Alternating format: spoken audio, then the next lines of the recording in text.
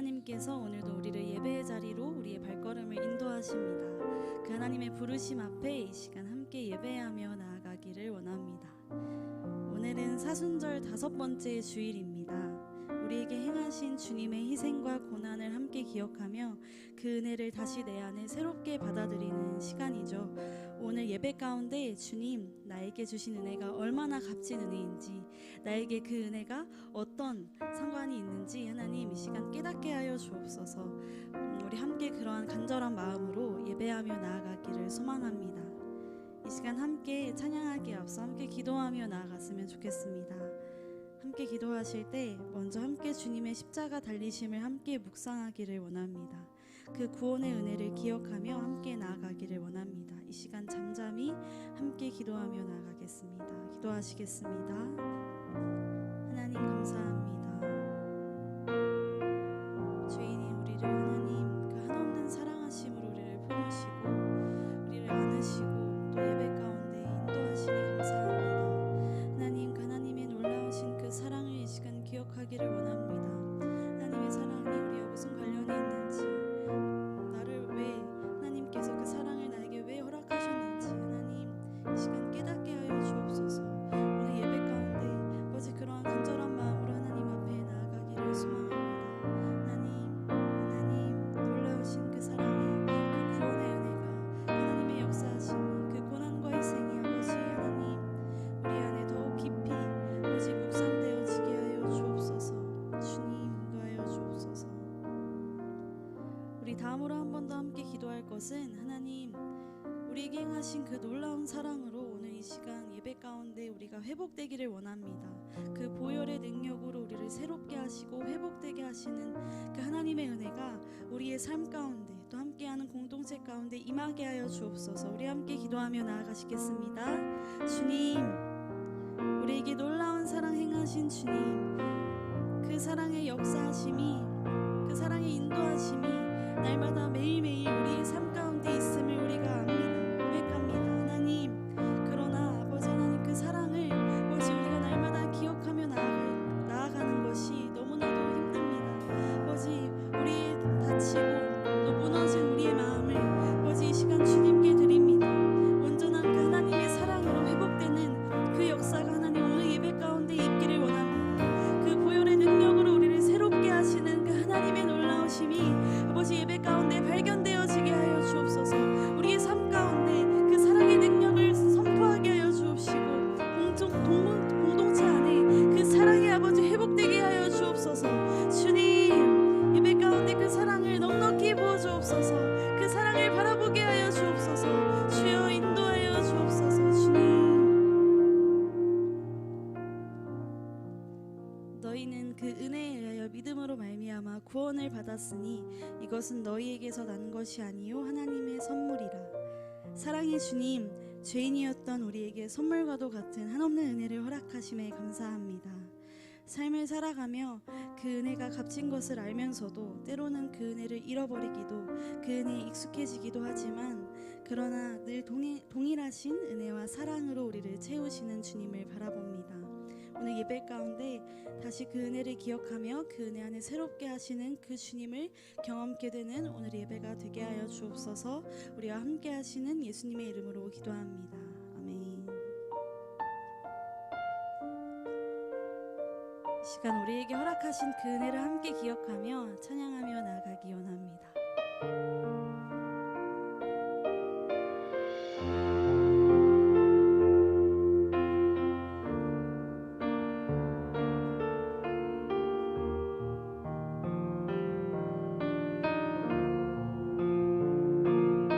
주의 은혜 아침에 같이 나의 삶 비추시네. 변치 않는 주의 사랑 나의 삶 돌보시네. 매일 새로운 그 사랑 매일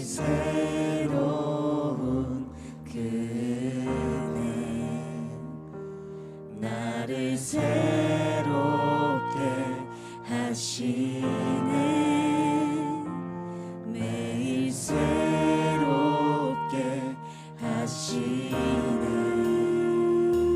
주의 은혜 주의 은혜 아침에 같이 나의 삶 비추시네 변치 않는 주의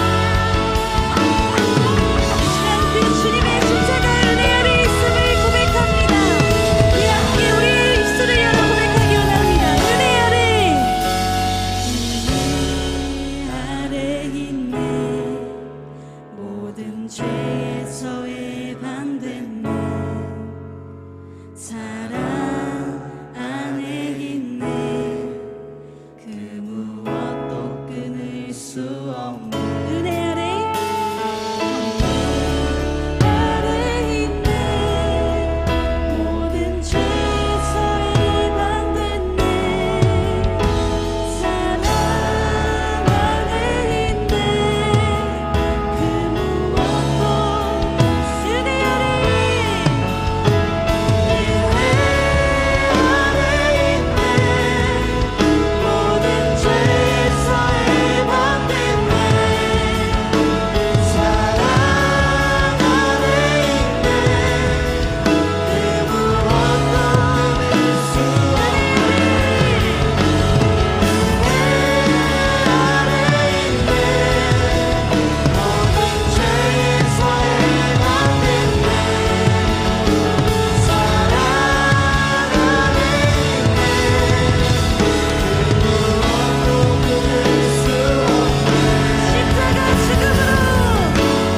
십자가 죽음으로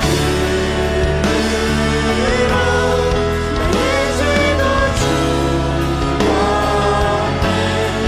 부활의 영광으로 영원한 생명 얻었네. 십자가 죽음으로 나의 죄도 죽었네. 부활의 영광으로 영원한 생명 십자가 죽음으로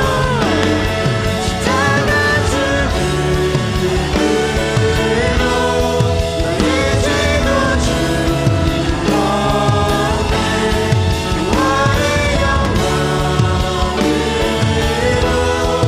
영원한 생명 얻었네. 우리 이 시간 함께 기도하며 나아가기 원합니다. 십자가의 죽으심으로 우리를 살리신 주님의 은혜, 그로 인해 영원한 생명을 허락하신 주님, 그 무엇도 우리를 주님의 사랑에서 끊을 수 없음을 믿습니다. 이어지는 모든 예배 시간 가운데 그 믿음으로 나아가게 하여 주옵소서. 우리 함께 기도하며 나아가시겠습니다. 주님, 우리에게 행하신 그 놀라운 은혜를 아버지, 우리가 이 시간 기억하며 나아갑니다. 그 은혜 앞에 함께 나아갑니다. 그 무엇도 그 사랑의 은혜에서 우리를 끊을 수 없음을 고백하며 이 시간 그 믿음으로 나아가게 하여 주옵소서.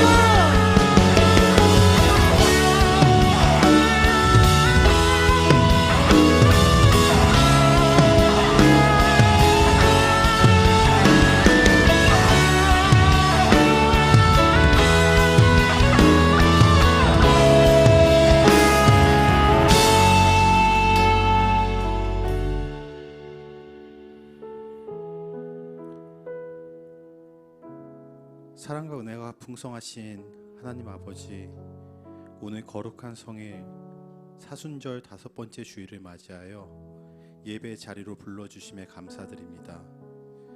우리를 위해, 나의 죄를 대속하시기 위해 이 땅에 오신 예수님을 다시 한번 기억하고 정결한 마음으로 경건하게 감사의 예배를 드릴 수 있게 하여 주시옵소서.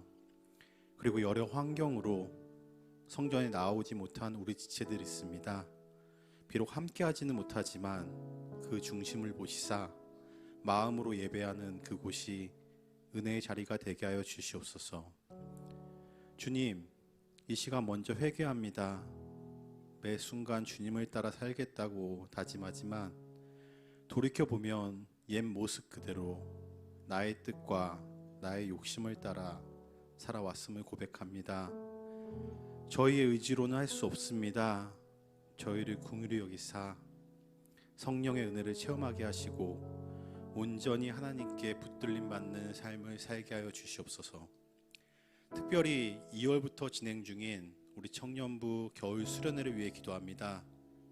먼저 1청년부 수련회를 은혜 가운데 마치게 하여 주시고, 어제부터 우리 3청년부 청년들이 파주수양관에서 귀한 시간을 내어드릴 수 있는 환경을 허락해 주심에 감사드립니다. 이번 수련회가 세상에서의 고민은 물론 영적 갈망이 해결되는 자리가 되게 하여 주시고, 다음 주에 있는 이 청년부 수련회까지 하나님의 붙들림 가운데 은혜롭고 뜨거운 시간이 되게 하여 주시옵소서. 하나님, 이 시간 우리 새벽 이슬 같은 청년들을 위해 기도합니다. 먼저 청년의 때 세상에 속한 자가 아닌 하나님의 자녀로 인쳐주심에 감사드립니다. 우리 방주 청년 모두가 이 영적 공동체 안에서 신앙적으로 더욱 성장하여 성숙하여 인격적으로 하나님을 만나게 하시고 각자에게 말씀하시는 음성과 각자에게 하나님께서 부르시는 그 콜링을 듣길 간절히 기도합니다. 그리하여 이 세상을 살아가는 데 있어 뚜렷한 목적이 있게 하시고 참 마음과 온전한 믿음으로 이 마지막 때 이 땅에서 하나님의 거룩한 사명들을 이루어가는 사명자의 길을 걸을 수 있는 능력과 축복을 우리 청년들 한 명 한 명에게 허락해 주시옵소서. 이제 예배를 시작하는 시간입니다. 단인을 세우신 김다희 전도사님, 영육간의 강건함을 허락하여 주시사 말씀의 권능이 있게 하시고 그 말씀을 듣는 우리의 삶이 주님과 더욱 가까워질 수 있게 하여 주시옵소서. 은혜로운 찬양을 드린 헤세드 찬양팀과 음향, 영상 그리고 안내로 맡은 자리에서 묵묵히 예배를 준비한 모든 성도들에게 하나님의 은혜와 축복을 내려 주시옵소서. 마지막으로 오늘 예배를 통해 아브라함이 가장 사랑했던 이삭을 하나님께 드릴 때 그 이삭의 생명은 물론 이미 모든 것을 예비하셨던 여호와 이레의 축복이 우리 청년들 모두에게 함께하길 간절히 소원하오며 날 죽기까지 사랑하시고 우리의 모든 삶 되시는 예수 그리스도의 이름으로 기도드렸습니다. 아멘.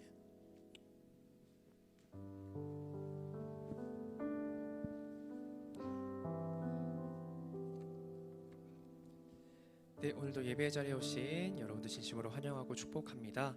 이 시간 간단히 광고 사항들 전달 드리고 더 말씀을 나누는 시간으로 나아가고자 합니다. 네, 1청년부는 예배 후 비전센터 2층에서 오늘 전체 모임이 간략하게 진행됩니다. 그래서 셀 모임을 하기 전 모든 인원들은 비전센터 2층으로 모여주셔서 전체 모임에 참여해 주시면 감사하겠습니다. 2청년부 수련회가 다음 주 금요일부터 2박 3일간 진행됩니다. 신청은 이미 마감되었는데요. 그래도 수련회 관련해서 문의하고자 하시는 분들은 저희 강혜주 회장님, 특별히 차량에 있어서는 오연석 리더님께 연락 주시면 감사하겠습니다. 또 여러분들의 기도로 지난 토요일부터 오늘까지 3청년부 겨울 수련회가 은혜 가운데 잘 진행되었습니다. 계속해서 돌아오는 시간까지 또 수련회 때 받은 은혜가 삶 가운데 이어질 수 있도록 계속 기도해 주시면 감사하겠습니다. 모두의 과자 행사를 계속 운영하고 있습니다. 여러분들이 목장별 모임을 할 때마다 목장에서 먹을 수 있는 간식들을 저희가 구입하고 있는데 혹시 더 좋은 간식으로 작게나마 기부하거나 후원할 마음이 있으신 청년분들께서는 저희 3청년부 김지혜 간사님 계좌로 후원해 주시면 정말 감사하겠습니다. 2024년 요람 책자를 방주교회에서 제작하고 있습니다. 특별히 책자 뒷부분에는 저희 교회에 출석하는 성도님들의 개인 사업장을 소개하는 안이 있는데요. 혹시 저희 청년부 안에서도 개인 사업장, 내가 일하고 있는 또 사업하고 있는 영업장을 알리고 광고하기를 원하는 청년이 계시다면 각 목장별 리더님들에게 혹은 저나 김지현 목사님에게 문의해 주시면 감사하겠습니다. 저희 들어오실 때 안내서를 받으셨는지 모르겠는데요. BDC 개강을 저희가 앞두고 있습니다. 4월 첫 주에 OT를 시작으로 해서 총 6주에서 8주가량 다양한 강의들을 저희들이 진행하고자 합니다. 프로그램은 들어오실 때 받으셨던 신청서를 참고해 주시기 바라고요. QR코드를 통해서 원하는 과목의 강좌에 신청해 주시면 감사하겠습니다. 마지막으로 방주교회 예배를 섬기는 예배팀을 모집하고 있습니다. 찬양팀과 함께 또 미디어팀 그리고 예배 여러가지 보조로 섬겨주실 FD 분들을 저희가 모집하고 있습니다. 예배를 섬기고 함께 예배를 더욱 풍성하게 만들기 원하시는 청년분들께서는 꼭 신청해 주시고 문의해 주시면 감사하겠습니다. 저희 이 시간 하나님의 말씀 나누기 전에 함께 잠시 기도하고 말씀의 자리로 나아가도록 하겠습니다. 사랑해 주님 감사합니다. 오늘도 저희들에게 예배의 자리를 허락하시고 특별히 한 말씀을 두고 귀 기울이고 경청할 수 있도록 인도하시니 감사합니다. 주님, 저희가 예배를 드리는 목적은 주님께서 주신 말씀을 통하여서 주님 앞에 간절히 기도하고 기도한 대로 살아가기 위함입니다. 오늘 말씀을 통해서도 우리가 주님 앞에 마땅히 구할 것이 무엇인지 알 수 있도록 깨달을 수 있도록 인도하여 주시옵소서. 특별히 시험에 대해 나누고자 합니다. 주님, 시험을 맞이할 때에, 고난과 어려움을 맞이할 때에 주님께서 주시는 능력과 지혜로 그것을 극복하며 살아가길 원하오니 이 시간 저희에게 그런 능력과 지혜의 말씀을 허락하여 주시옵소서. 감사합니다. 예수님의 이름으로 기도드립니다. 아멘. 네, 이 시간 하나님께서 우리에게 주신 말씀은 창세기 22장 1절에서 14절까지의 말씀입니다. 이 시간 하나님께서 우리에게 주신 말씀은 창세기 22장 1절에서 14절까지의 말씀입니다. 창세기 22장 1절에서 14절까지의 말씀을 한 절씩 교독하시고 마지막 14절 말씀을 한 목소리로 읽겠습니다. 제가 먼저 읽겠습니다. 그 일 후에 하나님이 아브라함을 시험하시려고 그를 부르시되 아브라함아 하시니 그가 이르되 내가 여기 있나이다. 여호와께서 이르시되 내 아들 내 사랑하는 독자 이삭을 데리고 모리아 땅으로 가서 내가 내게 일러준 한 산 거기서 그를 번제로 드리라. 아브라함이 아침에 일찍이 일어나 나귀의 안장을 지우고 두 종과 그의 아들 이삭을 데리고 번제에 쓸 나무를 쪼개어 가지고 떠나 하나님이 자기에게 일러주신 곳으로 가더니 제3일에 아브라함이 눈을 들어 그곳을 멀리 바라본지라. 이에 아브라함이 종들에게 이르되 너희는 나귀와 함께 여기서 기다리라. 내가 아이와 함께 저기 가서 예배하고 우리가 너희에게로 돌아오리라 하고 아브라함이 이에 번제나무를 가져다가 그의 아들 이삭에게 지우고 자기는 불과 칼을 손에 들고 두 사람이 동행하더니 이삭이 그 아버지 아브라함에게 말하여 이르되 내 아버지여 하니 그가 이르되 내 아들아 내가 여기 있노라. 이삭이 이르되 불과 나무는 있거니와 번제할 어린 양은 어디 있나이까. 아브라함이 이르되 내 아들아 번제할 어린 양은 하나님이 자기를 위하여 친히 준비하시리라 하고 두 사람이 함께 나아가서 하나님이 그에게 일러주신 곳에 이른지라. 이에 아브라함이 그곳에 제단을 쌓고 나무를 버려놓고 그의 아들 이삭을 결박하여 제단 나무 위에 놓고 손을 내밀어 칼을 잡고 그 아들을 잡으려 하니 여호와의 사자가 하늘에서부터 그를 불러 이르시되 아브라함아 아브라함아 하시는지라. 아브라함이 이르되 내가 여기 있나이다 하매 사자가 이르시되 그 아이에게 내 손을 대지 말라. 그에게 아무 일도 하지 말라. 내가 내 아들 내 독자까지도 내게 아끼지 아니하였으니 내가 이제야 내가 하나님을 경외하는 줄을 아노라. 아브라함이 눈을 들어 살펴본즉 한 순양이 뒤에 있는데 뿔이 숫풀에 걸려 있는지라. 아브라함이 가서 그 순양을 가져다가 아들을 대신하여 번제로 드렸더라. 함께 읽겠습니다. 아브라함이 그 땅 이름을 여호와 이레라 하였으므로 오늘날까지 사람들이 이르기를 여호와의 산에서 준비되리라 하더라. 아멘. 네, 여러분 혹시 열 손가락 깨물어 안 아픈 손가락 없다란 말 들어보신 적 있으시겠죠? 이 속담은 부모의 입장에서 아무리 자식이 많아도 다 똑같은 자식이기 때문에 모두 다 소중하다는 것을 비유적으로 이루는 표현입니다. 이 속담에 비추어 보자면 손가락은 자식을 비유하고 있지요. 그렇다면 혹시 아픈 손가락이라는 표현도 들어보셨습니까? 10손가락 중 9은 멀쩡한데 한 손가락만 유달리 아프다면 자연히 그 손가락에 마음이 가고 신경이 쓰일 수밖에 없습니다. 이렇듯 아픈 손가락이란 일반적으로 부모의 입장에서 다른 자식에 비해 잘 되지 않거나 못나서 더 마음이 쓰이는 자식을 의미하는 표현입니다. 최근에 다자녀 가구 부모님들을 대상으로 한 설문조사에 따르면 응답자의 약 75%가 굉장히 높은 비율이죠. 75%가 다른 자녀들보다 아픈 손가락인 자녀에게 더 많은 재산을 상속하거나 경제적인 지원을 아끼지 않는다는 결과가 나왔다고 합니다. 아픈 손가락을 향해 부모님들은 마음뿐만 아니라 실제적인 지원과 응원을 아끼지 않는다는 것이죠. 하나님께서도 아픈 손가락이 있으십니다. 아니, 어쩌면 극소수의 인원을 제외한 대부분의 자녀들은, 하나님의 자녀들은 하나님 보시기에 아픈 손가락일지 모릅니다. 부족한 믿음, 연약한 모습, 때때로 좌절하고 넘어지고 낙심하는 우리는 모두 하나님의 아픈 손가락일지 모릅니다.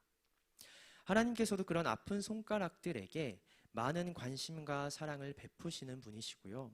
단순히 마음만 쓰시는 것이 아니라 삶의 순간마다 은혜와 유익들을 베풀어 주시는 분이십니다.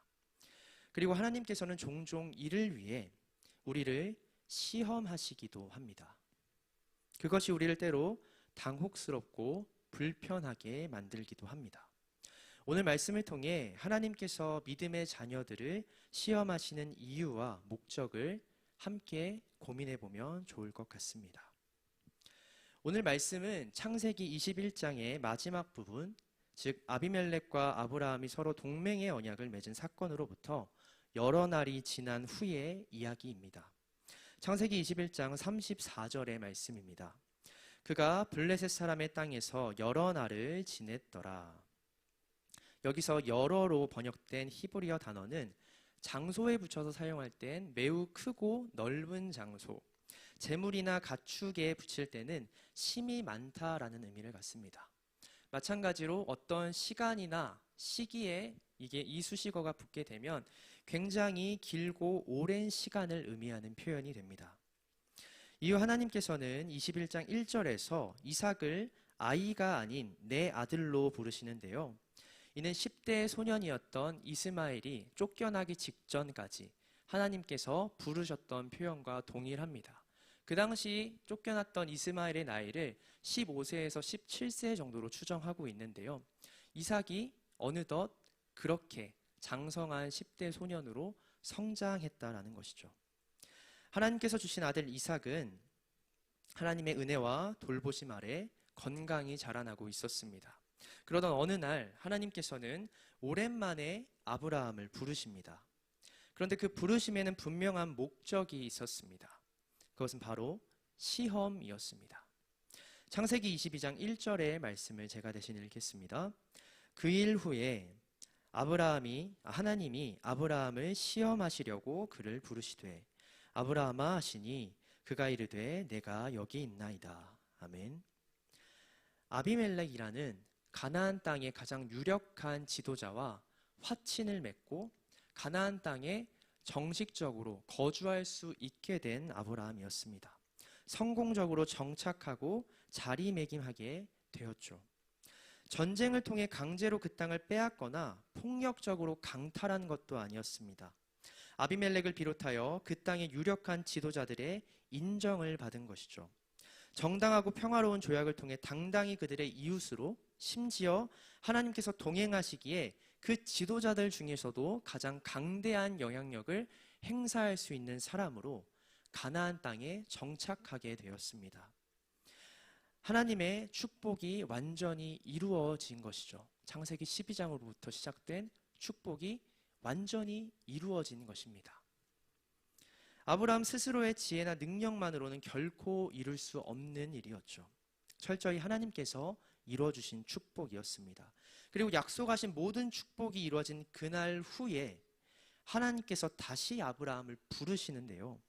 그 부르심의 목적이 그를 시험하기 위함이었다라는 것입니다. 2절의 말씀입니다. 여호와께서 이르시되 내 아들 내 사랑하는 독자 이삭을 데리고 모리아 땅으로 가서 내가 내게 일러준 한 산 거기서 그를 번제로 드리라. 하나님께서는 아브라함에게 그의 아들 이삭을 번제로 바치라고 명령하십니다. 그 부르심의 목적과 명령의 내용이 우리를 의아하게 만듭니다.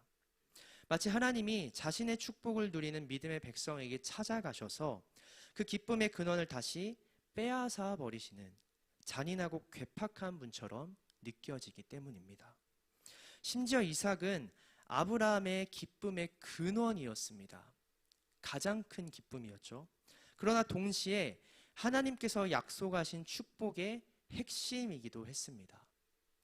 하나님이 아브라함을 통해 이루어주신 많은 축복이 이어지기 위해선 그의 아들, 그의 후계자 이삭이 꼭 있어야 했는데 그 이삭을 바친다는 것은 아브라함에게도 하나님에게도 굉장히 얻을 것 없는 백해무익한 명령처럼 들렸기 때문입니다. 심지어 이스마엘과 같이 단순히 쫓아내는 것이 아니라 아버지인 자신의 손으로 직접 그를 결박하고 불에 태워서 번제로 드리라고 말씀하십니다. 그런데 더 의아한 것은요, 이 이해할 수도 없고 받아들이기도 힘든 명령을 아브라함이 묵묵히 수행하고 있었다라는 것이죠. 3절의 말씀입니다. 아브라함이 아침에 일찍이 일어나 나귀의 안장을 지우고 두 종과 그의 아들 이삭을 데리고 번제에 쓸 나무를 쪼개어 가지고 떠나 하나님이 자기에게 일러주신 곳으로 가더니, 과거 하갈과 이스마엘을 쫓아내야 했을 때도 매우 근심했고 갈피를 못 잡았던 아브라함이었습니다. 하나님께서 그를 찾아오셔서 두 사람의 생명과 미래를 보장해 주셨을 때에야 비로소 마음의 결정을 내렸던 사람이었는데요. 그런데 지금 하나님께서는 약속의 아들이자 이제 단 하나뿐인 그의 아들 이삭을 번제로 산채로 태워서 자신에게 바치라고 말씀하셨는데, 이 응답에는 묵묵히 아무런 토도 달지 않고 수행하고 있었다라는 것이죠. 어떤 항의도 하지 않습니다. 되려 다음날 아침이 되자마자 일찍이 일어나서 그 아들 이삭과 번제에 필요한 모든 것을 세세히 챙긴 채 하나님께서 알려주신 장소로 떠납니다. 예배의 장소로 떠나는 아브라함 일행에는 침묵만이 이어집니다. 그러나 아무것도 모르는 이삭이 먼저 그 침묵을 깨고 아브라함에게 질문을 하는데요. 7절의 말씀입니다. 이삭이 그 아버지 아브라함에게 말하여 이르되 내 아버지여 하니 그가 이르되 내 아들아 내가 여기 있노라. 이삭이 이르되 불과 나무는 있거니와 번제할 어린 양은 어디 있나이까. 10대 소년의 꾸밈 없는 호기심이 느껴지는 질문입니다. 그것이 아브라함의 침묵을 깨뜨리는데요. 아브라함이 어쩌면 가장 듣고 싶지 않았던 질문이었을지도 모르겠습니다. 서로를 내 아버지와 내 아들로 부르는 이 부자의 모습을 통해 우리는 그들 사이에 서로를 향한 깊은 애정과 신뢰가 있었음을 어렴풋이 느낄 수 있습니다. 그렇기에 아들의 대답에 답변해야 하는 아브라함의 심정이 아마 더욱 괴롭고 슬펐을 것입니다. 그러나 그는 이렇게 대답하는데요. 8절의 말씀입니다. 아브라함이 이르되 내 아들아 번제할 어린 양은 하나님이 자기를 위하여 친히 준비하시리라 하고 두 사람이 함께 나아가서, 이것이 아브라함이 이삭에게 한 답변입니다. 이것은 아브라함이 이삭을 속이기 위해서 하는 말이 아니었습니다. 그렇다고 하나님께서 사전에 아브라함에게만 은밀하게 양을 따로 준비하시겠다 말씀하셔서 가능했던 대답도 아니었습니다. 이것은 앞으로 일어날 모든 일이 하나님의 뜻 안에서 온전하게 그리고 선하게 이루어질 것을 확신하는 대답이었죠. 그의 대답 안에는 하나님을 향한 절대적인 믿음과 순종의 태도가 담겨 있습니다.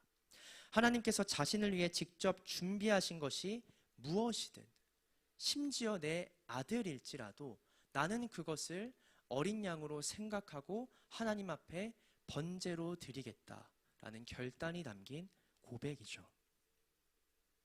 그는 하나님의 명령 앞에 어떤 핑계거리나 도망칠 틈을 염두에 두지 않았습니다.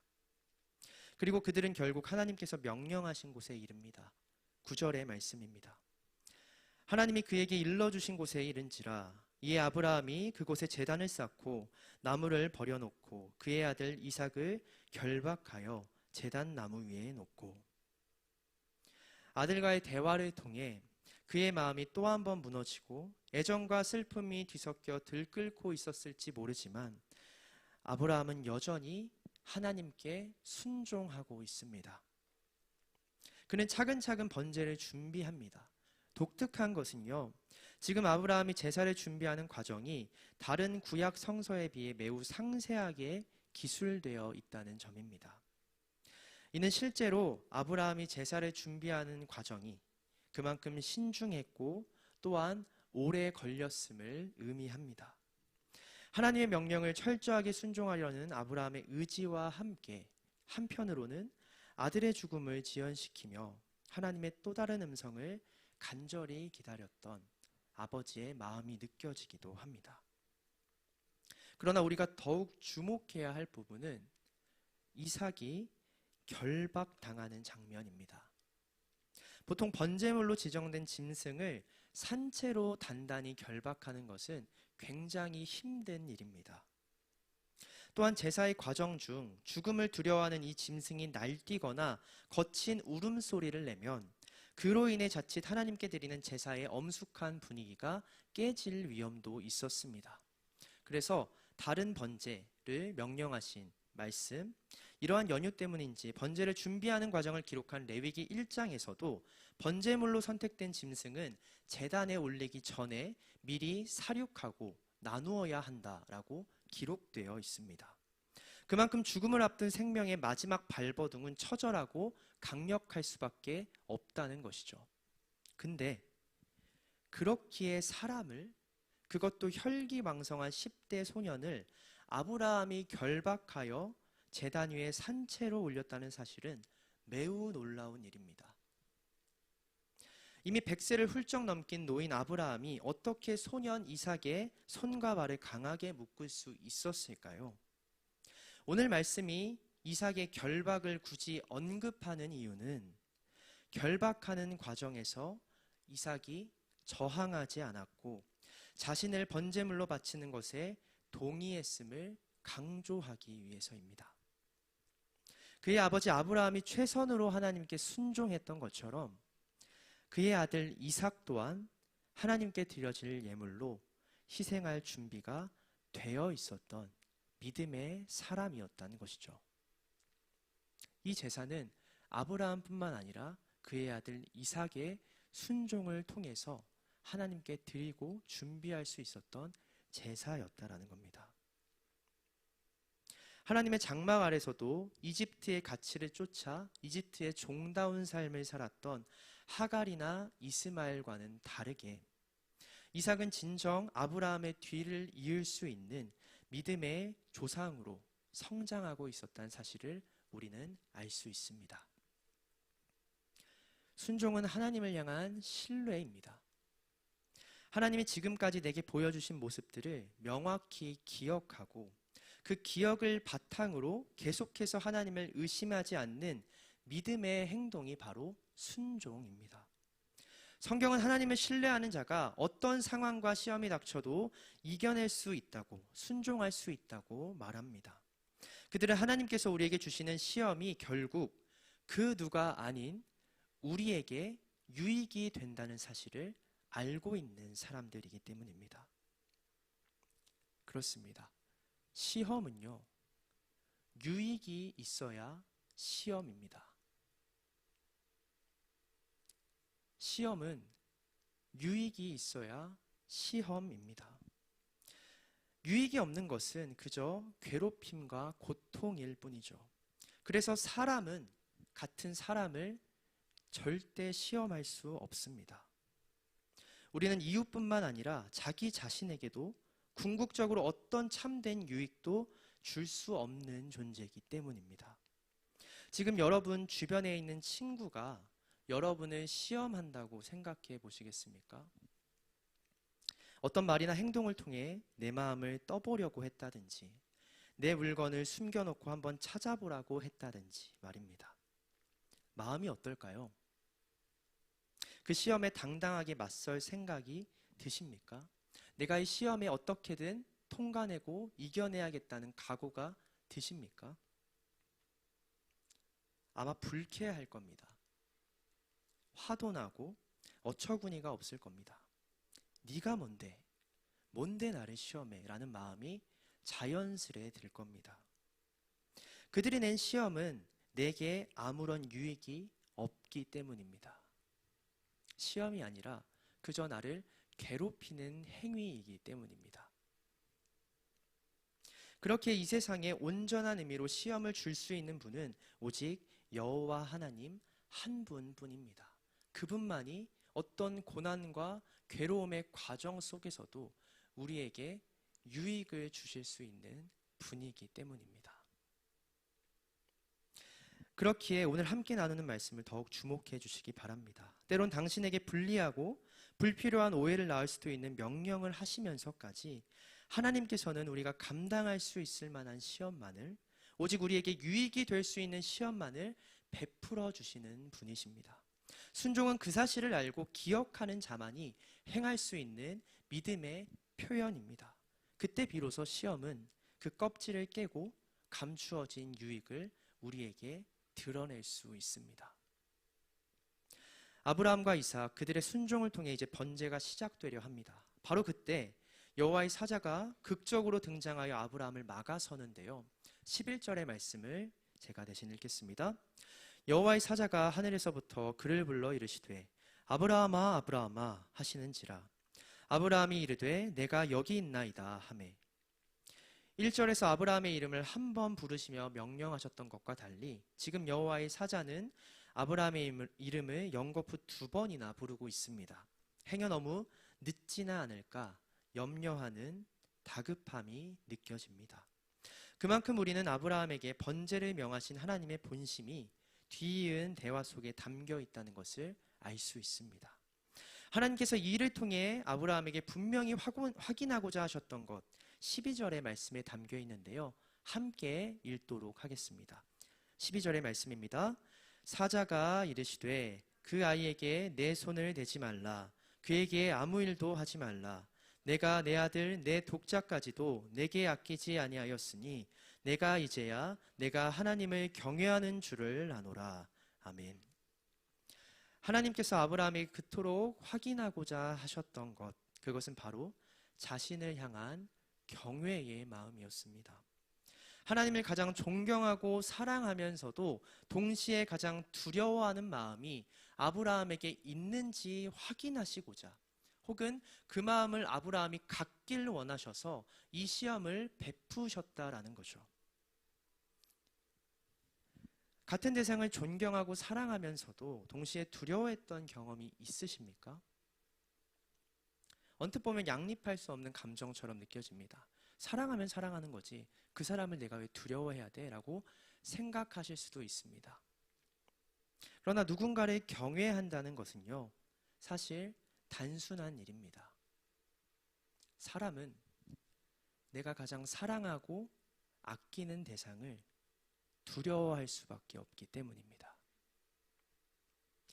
내가 진심으로 세상 그 무엇보다 사랑하는 존재가 생기면요, 그 존재는 자연스레 내게 가장 두려움을 줄 수 있는 존재가 되기 때문입니다.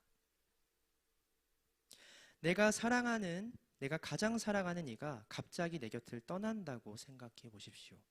2번 다시 만날 수 없다고 생각해 보십시오. 내 모든 요청을 거절하며 나를 의도적으로 멀리하고 심지어 적대한다고 생각해 보십시오. 그것만큼 두려운 상황이 어디 있겠습니까? 내가 가장 아끼고 사랑하는 이가 나를 멀리하고 적대하는 것만큼 내가 가장 두려워할 일이 또 뭐가 있겠습니까? 그렇게 내가 누군가를 가장 사랑할 수 있다면요, 그 대상은 동시에 나를 가장 두렵게 할 수 있는 존재, 나를 가장 괴롭고 슬프게 만들 수 있는 존재가 됩니다. 하나님을 경외한다는 것도 마찬가지겠죠. 내가 세상 그 무엇보다 하나님을 가장 사랑하고 아낄 수 있다면요, 나는 또한 세상 그 무엇보다 하나님을 가장 두려워할 수밖에 없습니다. 그가 떠나는 삶, 그가 외면하는 삶을 가장 두려워할 수밖에 없습니다. 그런데 많은 이들이 사랑을 사랑하는 마음에 계속 두려고 할 때가 있는 것 같아요. 그 대상을 사랑하는 것만으로 그칠 때가 있는 것 같습니다. 하나님께서 아브라함을 시험하셨을 때 아브라함이 하나님을 사랑하지 못했을까요? 사랑했겠죠. 그의 아들 이삭을 사랑하는 것처럼. 근데 하나님이 명령하실 때 비로소 아브라함은 두 가지 상황을 생각해 봤을 겁니다. 첫 번째, 내가 사랑하는 아들이 사라진다면, 영영 볼 수 없게 된다면 어떻게 될까? 두렵고 떨렸겠죠. 괴로웠을 겁니다. 그런데 또 하나의 상황을 아브라함이 떠올립니다. 만약 하나님을, 내가 사랑하는 하나님을 더 이상 못 보게 된다면, 더 이상 하나님과 함께 살아갈 수 없다면 어떻게 될까? 그때 아마 아브라함은 하나님에게 가장 큰 두려움을 느끼지 않았겠습니까? 이분이 날 떠난다면 나는 못 살겠구나. 아들을 사랑하는 마음보다도 그게 더 크다는 걸 아브라함도 그때 비로소 깨달았을지 모릅니다. 사랑하는 마음이 경외하는 마음으로 이어지게 된 것이죠. 이 하나님의 시험을 통해서 말입니다. 그게 아브라함이 이 시험을 통해 누릴 수 있었던 가장 큰 유익이 아니었을까 생각해 봅니다. 우리의 삶을 돌아보길 원합니다. 나는 과연 세상 그 무엇보다 하나님을 사랑하고 소중히 여기며 살아가는 사람인지 말입니다. 그러나 또한 하나님을 가장 두려워할 줄도 아는 그리스도인인지 돌아봤으면 좋겠습니다. 사랑과 경외의 마음은 다릅니다. 경외로 이어지기를 하나님께서 원하십니다. 나를 가장 사랑하느냐? 그럼 나를 가장 두려워할 줄 알아야 한다. 그것이 오늘날 우리에게도 명령하시는 하나님의 말씀임을 믿습니다. 하나님을 사랑하는 것을 넘어서서 경외하는 자의 삶으로 나아가는 여러분들 되시길 간절히 소망합니다. 아브라함은 하나님을 사랑하는 것을 넘어 경외하는 사람이 되었습니다. 그것이 오늘 아브라함을 위해 하나님께서 준비하신 시험의 목적과 의미였습니다. 그리고 그가 시험을 통해 이 유익을 얻을 수 있었던 유일한 비결은 그가 하나님을 신뢰했기 때문인데요. 하나님을 향한 신뢰가 있었기에 그는 하나님의 또 다른 부르심을 들을 때부터 이미 시험에 감추어진 그분의 본심과 뜻을 알 수 있었던 것 같습니다. 오늘 함께 읽은 1절의 말씀을 다시 한번 읽겠습니다. 제가 대신 읽겠습니다. 그 일 후에 하나님이 아브라함을 시험하시려고 그를 부르시되 아브라함아 하시니 그가 이르되 내가 여기 있나이다. 원어로 이 본문을 살펴보면 하나님이라 번역된 엘로힘 앞에 영어로 더에 해당하는 정관사 하가 붙어 있는 걸 확인할 수 있습니다. 어떤 하나님? 나에게 낯설고 새로운 하나님이 아니라 내가 이전에 경험하고 알고 있었던 그 하나님이 나를 부르셨다라고 성경은 기록하고 있습니다. 이 원어의 의미를 적절히 살려서 번역한다면 아마 이런 번역이 될 겁니다. 하나님께서 약속하신 축복이 이루어진 그 일 후에 그 하나님이, 그 축복을 이루신 하나님이 아브라함을 시험하시려고 그를 부르시되, 지금 아브라함을 부르신 하나님은 아브라함이 모르는 어떤 새롭고 낯선 하나님이 아니었다라는 거죠.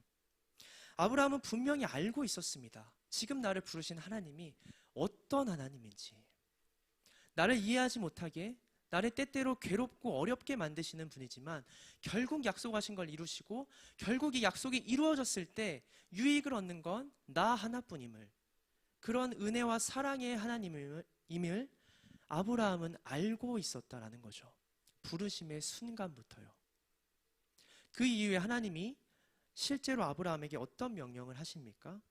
창세기 22장 2절의 말씀 제가 다시 읽겠습니다. 여호와께서 이르시되 내 아들 내 사랑하는 독자 이삭을 데리고 모리아 땅으로 가서 내가 내게 일러준 한 산 거기서 그를 번제로 드리라. 여기서 가라라고 번역된 표현은 레크레카인데요. 정확히 번역하자면 너를 위해서 가라라는 표현입니다.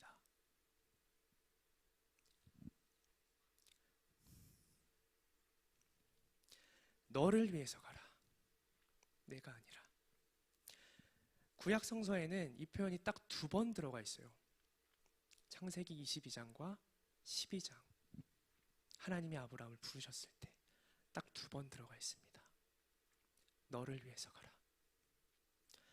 우리가 여기서 더욱 주목할 부분은 창세기 22장 2절에서 사용되는 감탄사입니다. 히브리어로 나라고 읽는데요. 하나님은 대부분 성경 말씀에서 우리에게 명령하십니다. 그것도 아주 강력한 명령을 하시는데요. 때때로 아주 드물게 그 명령 앞에 이 감탄사 나가 붙습니다. 영어로는 please라고 번역할 수 있는데요. 부디 제발이라는 뜻입니다. 이 감탄사가 붙으면 하나님의 강력한 명령이 권유가 됩니다. 초대하고 권장하는 말이 됩니다. 하나님이 지금 뭐라고 말씀하십니까? 아브라함아, 내가 바라건대 간절히 소망하는데 부디 내가 일러준 그 산으로 가서 내 아들을 번제로 드려라. 너를 위해서 가라 라고 말씀하십니다. 하나님은 이렇게까지 아브라함과 자기 사이에 있었던 기억을 더듬고 더듬어서 내가 그 하나님이다. 내가 너를 위해 이렇게 또한 너를 부르고 명령한다는 사실을 말씀해주고 계셨습니다. 아브라함은 그것을 알았기에 철저히 그 하나님을 신뢰하고 순종할 수 있었다라는 것이죠. 내가 이미 알고 경험한 하나님께서 그때와 똑같은 말씀으로 나를 부르고 명령하시는구나. 그러면 내가 지금까지 누려왔던 이 축복을, 이 순간들을 되돌아보건대 지금 이 하나님의 부르심도, 이 명령도 결국 나에게 유익이 되겠구나. 은혜와 사랑이구나 라는 걸 깨달았다는 것이죠. 아브라함의 삶을 돌아봅시다. 수많은 시험과 고난이 있었습니다.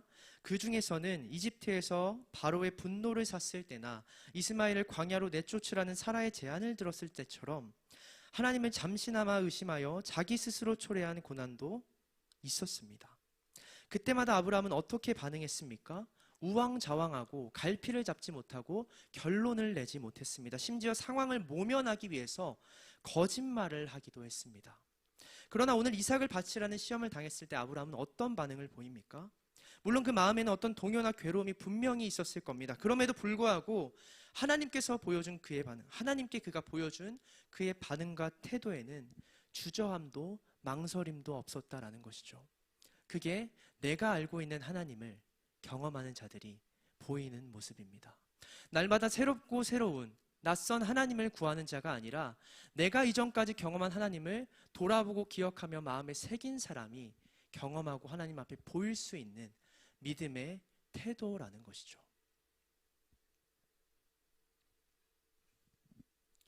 그래서 아브라함은 이렇게 고백합니다. 창세기 12장 14절의 말씀입니다. 아브라함이 그 땅 이름을 여호와 이레라 하였으므로 오늘날까지 사람들이 이르기를 여호와의 산에서 준비되리라 하더라. 여호와 이레의 어근이 되는 히브리어 라는 보다라는 뜻입니다. 즉 시험의 끝에서 아브라함이 고백한 여호와 이레의 참 뜻은 무엇입니까? 하나님께서 지금도 나를 보고 계신다라는 뜻입니다. 하나님이 어떻게 날마다 우리가 가장 필요한 것들을 미리 준비하실 수 있는 분입니까? 나를 보고 계시니까요. 지금도, 앞으로도 나를 계속 보고 계시기 때문에 나에게 필요한 것을 준비하실 수 있는 겁니다. 그게 아브라함이 시험의 끝에 고백한 하나님의 모습이었다라는 것이죠. 말씀을 마치고자 합니다. 하나님을 돌아보는 사람이 되길 원합니다. 나를 찾아오시고 때때로 시험을 통해 유익을 주셨던, 나를 변화시키고 성장시키셨던 주님의 은혜를 돌아보길 소망합니다. 세상은 때때로 우리에게 말합니다. 뒤돌아보지 말라고요. 앞만 보고 살아야 된다고, 후회하고 좌절했던 기억들을, 과거를 돌아보지 말라고, 미련한 짓이라고 얘기합니다. 그런데 성경은 정확히 반대로 우리에게 말해요. 돌아보라고요. 이미 네가 경험한 하나님을 날마다 때에 맞춰 돌아보라고 합니다. 왜요? 그 하나님이 지금도 우리를 찾으시기 때문에 날마다 똑같은 모습으로 은혜와 사랑을 손에 가득 부여잡고서 우리를 부르시기 때문에 성경은 그리스도인들에게 돌아보라고 말합니다. 은혜의 순간을, 내가 지금까지 살아왔던 길을 날마다 돌아보고 마음에 새기라고 말합니다. 그런 여러분들 되길 간절히 소망합니다. 그래서 오늘 우리에게 찾아오셨던 하나님, 날마다 고난과 시련 가운데 나를 찾아오시는 하나님이 낯설고 새로운 하나님이 아니라 내가 알고 계시는 분, 내가 과거에 경험한 분, 지금도 나와 함께 하시고 여전히 깊은 관계를 이어가고 계시는 분, 그 하나님이시구나 단번에 발견하고 믿고 순종할 수 있는 그런 여러분들 되길 간절히 소망합니다. 이 시간 함께 말씀을 두고 기도하며 나아갔으면 좋겠습니다.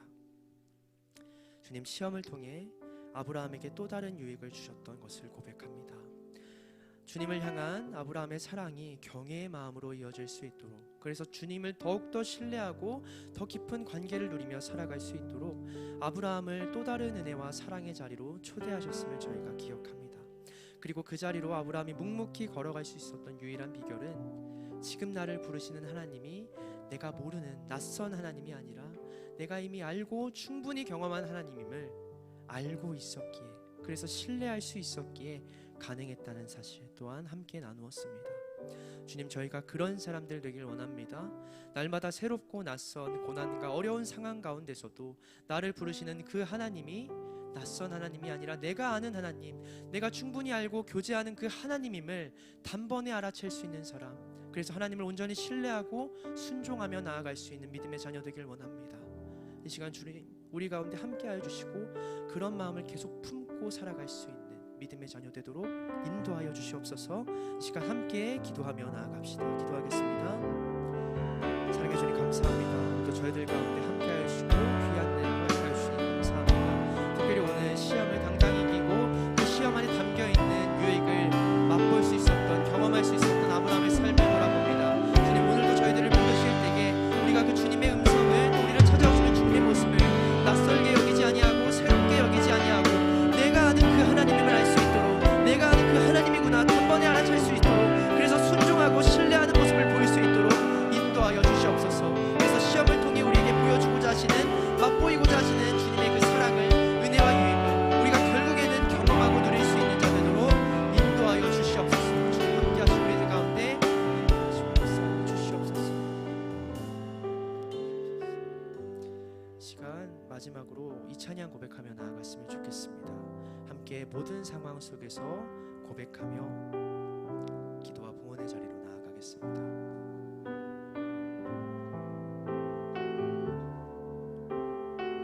찬양하겠습니다. 모든 상황 속에서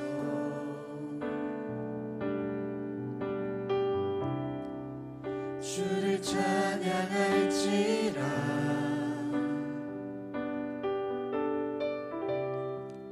주는 너의 큰 상급,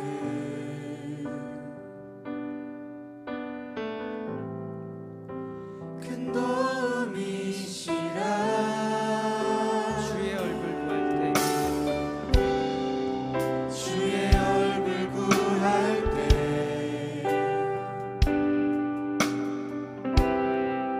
주의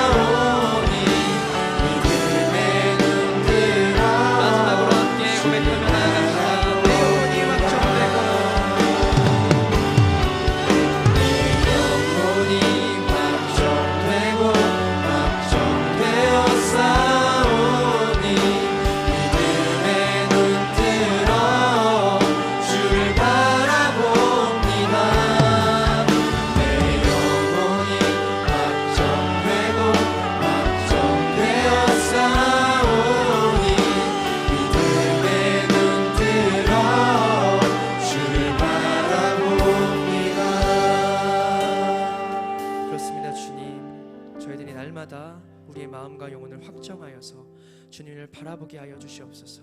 늘 같은 마음과 시선으로 우리를 바라보시는 주님의 마음을 본받아서 우리도 언제나 같은 시선과 마음으로 주님을 바라보고 찬양하며 경배할 수 있는 믿음의 자녀 되도록 인도하여 주시옵소서. 그래서 어떤 모양으로든 주님께서 베풀어 주시는 은혜와 사랑 그대로 누리며 살아갈 수 있는 주님의 복된 자녀 되도록 우리 청년부 지체 한 사람 한 사람을 지켜 보호하여 주시옵소서. 감사합니다. 이 모든 말씀 우리 주 예수 그리스도 이름으로 기도드립니다.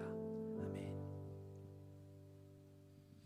이 시간 다 함께 자리에서 일어나셔서 결단의 찬양 하나님께 올려드리며 준비한 봉헌 하나님께 올려드리는 시간 갖도록 하겠습니다.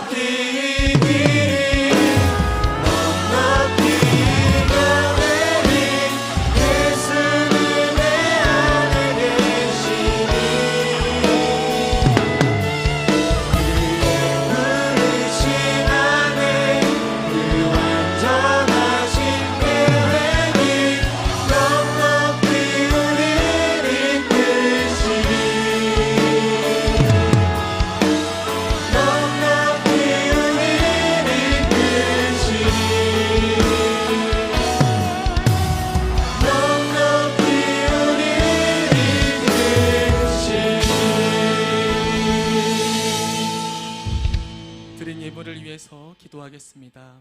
하나님 아버지, 우리의 상황은 녹록하지 않고 우리의 형편은 넉넉하지 않지만 주님이 나에게 주신 많은 은혜들을 기억하며 또 감사하며 하나님 예물을 준비하였습니다. 주님 기뻐 받아 주시옵소서. 하나님 아버지, 이 예물들을 통하여서 주님의 은혜를 늘 고백하고 찬양하는 공동체 되길 원합니다. 이 예물들과 우리 청년 공동체 한 명 한 명들을 하나님 사용하여 주시옵소서. 주 예수 그리스도의 은혜와 하나님의 사랑과 성령의 교통하심이 하나님이 우리의 모든 것들을 준비하신다는 것을 신뢰하며 또한 그 하나님을 사랑하며 경외하며 이번 한 주간을 살아가기 원하는 여기 모인 모든 청년들 머리머리 위에 이제로부터 영원토록 함께하여 주시옵기를 간절히 축원하옵나이다. 아멘.